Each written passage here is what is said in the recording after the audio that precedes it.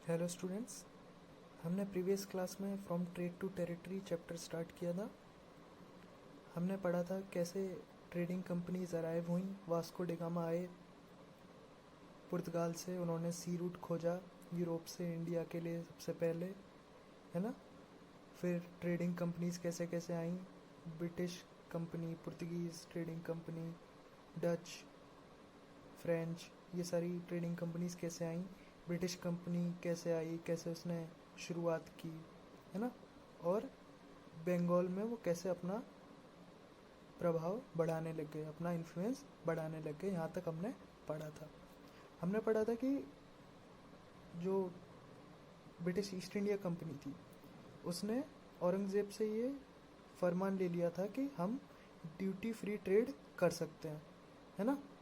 Duty free trade कर सकते हैं, लेकिन वो प्राइवेट ट्रेड भी करते थे, है ना। और प्राइवेट ट्रेड में वो ड्यूटी यानी कि टैक्स नहीं दे रहे थे।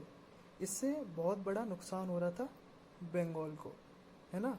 तो इसलिए वहाँ का जो नवाब थे वो गुस्सा हो गए और उन्होंने बैटल लड़ी। ये था कॉज बैटल ऑफ प्लासी का। बैटल ऑफ प्लासी बहुत ही एक इम्पॉर्टेंट टॉपिक है आपकी हिस्ट्री के लिए, ठीक है ना। मॉडर्न हिस्ट्री में हम पढ़ते हैं, ये one of the important topics है, तो आप इसे ध्यान से पढ़िएगा। The battle of Plassey was a decisive victory of the British East India Company over the Nawab of Bengal on 23 June 1757। ठीक है ना। आज हम बैटल ऑफ प्लासी स्टार्ट करते हैं।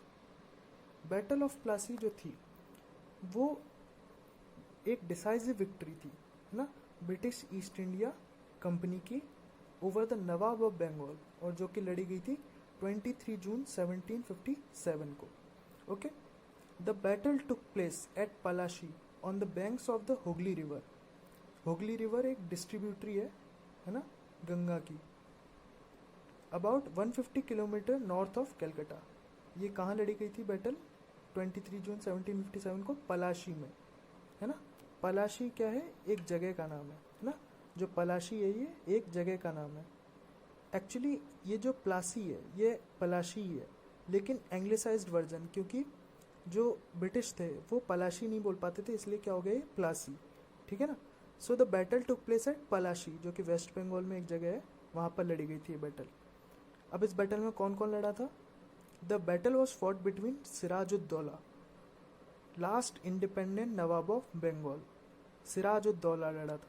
सिराजुद्दौला कौन था? Last independent nawab of Bengal. अच्छा, इसमें एक ध्यान देने वाली बात है, लास्ट इंडिपेंडेंट, है ना। हम क्या बोल रहे हैं? Last independent nawab of Bengal, क्योंकि सिराजुद्दौला जो थे वो हार गए थे इस बैटल में। और इस बैटल के बाद जो भी नवाब बने बंगाल के वो पपिट की तरह थे ब्रिटिश ईस्ट इंडिया कंपनी के, तो इसलिए वो इंडिपेंडेंट नहीं थे। तो इसलिए सिराजुद्दौला क्या है? Last independent nawab of Bengal. ये लड़े थे, और इनसे कौन लड़ा था? रॉबर्ट क्लाइव, है ना, जो कि लीड कर रहे थे ब्रिटिश ईस्ट इंडिया कंपनी की आर्मी को, ठीक है ना। ये दोनों लड़े। अब इनकी जो आर्मी थी सिराजुद्दौला की, वो बहुत ज़्यादा नंबर में भी ज़्यादा थी और पावरफुल भी थी ब्रिटिश ईस्ट इंडिया कंपनी की आर्मी से, लेकिन तब भी ये सिराजुद्दौला हार गए। क्यों हार गए? इसका रीज़न क्या है? Robert Clive bribed Mir Jafar, है ना। रॉबर्ट क्लाइव ने धोखा दिया, एक लालच दिया मीर जाफर को, है ना। रॉबर्ट क्लाइव ने एक चाल चली। क्या चाल चली? कि ही ब्राइब्ड मीर जाफर। जो मीर जाफर था, जो कि था commander in chief of the nawab's army, सेनापति, commander in chief of nawab's army. कौन सा नवाब? सिराजुद्दौला का, है ना। ये ध्यान से देखिएगा, जो सिराजुद्दौला का कमांडर इन चीफ था यानी कि सेनापति था, उसको ब्राइब दी, रिश्वत दी। किसने? रॉबर्ट क्लाइव ने। क्या रिश्वत दी? कि हम आपको नवाब ऑफ बंगाल बना देंगे, ठीक है ना। तो ये रिश्वत दी, और इससे क्या हुआ? मीर जाफर जो था कमांडर इन चीफ सिराजुद्दौला का, है ना, वो आर्मी लेके पीछे हट गया बैटल फील्ड में, और वो लड़ाई नहीं बैटल ऑफ प्लासी में, है ना। तो इससे क्या हुआ? सिराजुद्दौला की आर्मी का बहुत बड़ा हिस्सा लड़ा ही नहीं, तो फिर उसकी आर्मी जो लड़ी वो कम रह गई, और रॉबर्ट क्लाइव जीत गया, है ना, सिराजुद्दौला हार गया। ये इंडियन हिस्ट्री में बहुत बड़ा धोखा कहा जाता है मीर जाफर के द्वारा, जो कि सिराजुद्दौला को दिया गया, है ना। और इससे क्या हुआ? सिराजुद्दौला हार गया, और इससे ब्रिटिश ईस्ट इंडिया कंपनी की, ब्रिटिश राज की शुरुआत हो गई इंडिया में, है ना। बंगाल पर उसका पूरा राज हो गया। अब हम दूसरा आते हैं कर्नाटक वॉर, ठीक है ना। There were a series of military conflicts fought between French East India Company and the British East India Company. Series of military conflicts हुए, किस किस के बीच में, French East India Company and British East India Company के बीच में। तो इन दोनों के बीच में जो लड़ाई हुई उसे हम क्या बोलते हैं, कर्नाटक वॉर। कर्नाटक आपको पता है कहाँ है, साउथ इंडिया में एक स्टेट है, केरला के बगल में कर्नाटक है ना, वहाँ पर ये लड़ाइयाँ लड़ी गई। कितनी लड़ाइयाँ लड़ी गई थी, 3 कर्नाटक वॉर्स हुई थी, है ना। As a result of these military contest the British East India Company established its dominance over the European trading companies, ठीक है ना। इससे क्या हुआ कि British East India Company Carnatic war से डोमिनेंट हो गई सारी ट्रेडिंग कंपनीज पर, क्योंकि उसका मेन कॉम्पिटिटर कौन था, फ्रेंच ईस्ट इंडिया कंपनी, है ना। तो उसको कर्नाटक वॉर्स में ब्रिटिश ईस्ट इंडिया कंपनी ने फाइनली हरा दिया और वो इंडिया पर राज करने के लिए इकलौते हो गए, ठीक है ना। अब इन वॉर्स में हुआ क्या था वो पढ़ते हैं। 3 वॉर्स हुई थी, first Karnataka war, second Karnataka war and third Karnataka war, okay. तो 3 शुरुआत हुई, फर्स्ट कर्नाटक वॉर्स, ठीक है। फर्स्ट कर्नाटक वॉर कब लड़ी गई, 1746 से 1748 तक। The war started when nawab of Karnataka captured some French ships. अब ये ध्यान से देखना, वॉर का कॉज क्या था फर्स्ट कर्नाटक वॉर का, nawab of Karnataka captured some French ships, क्योंकि कर्नाटक के नवाब ने कुछ फ्रेंच शिप्स जो कि ट्रेड कर रहे थे कर्नाटक में उनको कैप्चर कर लिया था, ठीक है ना, उनको जब्त कर लिया था, अपने कब्जे में ले लिया था। लेकिन ये अकेले नवाब ऑफ कर्नाटक ने नहीं किया था, है ना, ये इसमें ब्रिटिश ईस्ट इंडिया कंपनी भी नवाब ऑफ कर्नाटक के साथ थी और मेन हाथ ब्रिटिश ईस्ट इंडिया कंपनी का था। ये बात फ्रेंच ईस्ट इंडिया कंपनी को पता चल गई, ठीक है ना, और उसने क्या किया, French responded by capturing Fort Saint George in Madras, और उन्होंने मद्रास में सेंट जॉर्ज एक फोर्ट था, ठीक है ना, ये किसके कब्जे का फोर्ट था, ब्रिटिश ईस्ट इंडिया कंपनी के। इसको कब्जे में ले लिया किसने, फ्रेंच ने, ठीक है ना, जो कि ब्रिटिश ईस्ट इंडिया कंपनी का एक फोर्ट था सेंट जॉर्ज मद्रास में, उसको कब्जे में ले लिया किसने, फ्रेंच ईस्ट इंडिया कंपनी ने, ठीक है, रिवेंज में आके, यानी बदले में, है ना, कि आपने हमारे शिप्स जब्त किए तो हम आपका फोर्ट ले लेंगे, ठीक है ना। In the treaty of Aix la Chapelle जो कि हुई थी 1748 में, Madras was given back to the British. ये वॉर जो फर्स्ट कर्नाटक वॉर थी वो कैसे एंड हुई, ट्रीटी ऑफ एक्सले चपेल से, ठीक है ना, ये ट्रीटी का नाम है। Madras was given back to the British, जो मद्रास था जो कि कब्जा कर लिया था किसने, फ्रेंच ने, वो वापस दे दिया गया ब्रिटिश को इस ट्रीटी में। इन एक्सचेंज, खाली वापस नहीं दिया गया, वो एक्सचेंज में वापस दिया गया, किसके एक्सचेंज में, for the French fortress of Louisbourg in north America. North America में एक फोर्ट्रेस थी लुइसबर्ग, यानी कि किला था लुइसबर्ग। नॉर्थ अमेरिका एक कॉन्टिनेंट है, आपको पता है, जहाँ पर यूएसए और कनाडा जैसे देश हैं, वहाँ पर एक फोर्ट्रेस था लुइसबर्ग में, ठीक है, लुइसबर्ग। वो बोला फ्रेंच ने कि हम आपको मद्रास वापस दे देंगे, लेकिन आपको बदले में क्या देना पड़ेगा, फोर्ट्रेस ऑफ लुइसबर्ग, जो कि नॉर्थ अमेरिका में है ना, जो कि ब्रिटिश के पास था।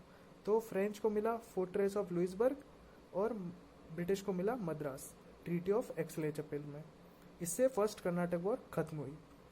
फिर सेकंड कर्नाटक वॉर में क्या हुआ, when rulers of both Karnataka and Hyderabad died the war of succession broke out. इसका कॉज क्या था, when rulers of both Karnataka and Hyderabad died, Karnataka और हैदराबाद बोथ रूलर्स डाइड, दोनों के राजा की जब डेथ हुई, the British and the French sided with opposite groups. जो ब्रिटिश और फ्रेंच थे वो अपोजिट ग्रुप्स के साथ हुए। जो ब्रिटिश लोग बोल रहे थे कि नहीं ये राजा बनना चाहिए, फ्रेंच बोल रहे थे कि नहीं ये राजा बनना चाहिए, ठीक है ना। तो इससे क्या हुआ, दोनों में लड़ाई हुई। In 1751 Robert Clive led British troops to capture Arcot, ठीक है ना। 1751 में रॉबर्ट क्लाइव ने ब्रिटिश ट्रूप्स के साथ आरकट को कैप्चर करने के लिए गए वो, है ना। The war ended with treaty of Pondicherry, ठीक है ना। तो रॉबर्ट क्लाइव गए और उन्होंने डिफेंड किया और कैप्चर किया किसको, आर्कट को, ठीक है। द वॉर, ये वॉर कैसे एंड हुई? With the treaty of Pondicherry, जो कि हुई थी 1754 में, विच रिकॉग्नाइज्ड मोहम्मद अली खान वलाजा, ये नाम है, which recognised Mohammad Ali Khan Walajah as the nawab of Karnataka. Treaty of Pondicherry में ये फैसला हुआ कि मोहम्मद अली खान वलाजा जो है वो नवाब ऑफ कर्नाटक रहेंगे। ऐसे ही एंड हुई सेकेंड कर्नाटक वॉर। अब आते हैं थर्ड कर्नाटक वॉर पर। थर्ड कर्नाटक वॉर जो कि हुई थी 1756 से 1763। The outbreak of the 7 years war in Europe between French and British forces in 1756 resulted in renewed conflict between them in India, ठीक है ना। जो थर्ड कर्नाटक वॉर है ना, उसका कॉज क्या था? The outbreak of 7 years war. 7 years war एक वॉर हुई थी यूरोप में, किस किस के बीच में? फ्रेंच और ब्रिटिश फोर्सेस के बीच में। 1756 से 1763 ही हुई थी ये भी, 7 years वॉर भी, ठीक है ना। ये एक बहुत बड़ी वॉर थी जो कई कॉन्टिनेंट्स में फैली हुई थी, तो उसका असर इंडिया में भी आया, ठीक है ना, क्योंकि फ्रेंच और ब्रिटिश इंडिया में भी थे, तो इसलिए जब वो यूरोप में लड़ रहे हैं तो वो इंडिया में भी लड़ेंगे। तो थर्ड कर्नाटक वॉर में 7 years वॉर जो हो रही थी यूरोप में, है ना, उसकी वजह से लड़ाई हुई फ्रेंच और ब्रिटिश में। और इसमें क्या हुआ? The war concluded with the signing off treaty of Paris. और इसमें लड़ाई हुई, और इसमें कॉन्क्लूडेड मतलब खत्म कैसे हुई है लड़ाई? ट्रीटी ऑफ पेरिस से, जो कि हुई थी 1763 में। और इस ट्रीटी में क्या फैसला हुआ? Which return Chandernagore and Pondicherry to France, ठीक है। चंद्रनगौर मैंने आपको बताया था कहाँ पर है, वेस्ट बंगाल में एक जगह है। पौंडीचेरी आप जानते हो एक यूटी है, यूनियन टेरिटरी इंडिया की। इस ट्रीटी में, ट्रीटी ऑफ पेरिस में, ये दोनों जो जगह थी वो फ्रांस को लौटा दी गई ब्रिटिश के द्वारा। और बदले में the French agree to support British client governments. और बदले में जो फ्रेंच थे उन्होंने एग्री किया सपोर्ट करना किसको? ब्रिटिश की क्लाइंट गवर्नमेंट्स को, यानी पपेट गवर्नमेंट्स को। इससे फ़ायदा ज़्यादा किसको हुआ? ब्रिटिश को। और British East India company third Karnataka war के बाद डोमिनेंट हो गई पूरे इंडिया पर, और फ्रेंच का जो सपना था इंडिया पर राज करने का वो टूट गया, ठीक है ना। तो कर्नाटक वॉर्स का रिजल्ट ये हुआ कि डोमिनेंस स्थापित हो गया ब्रिटिश ईस्ट इंडिया कंपनी का पूरे इंडिया पर, ठीक है ना।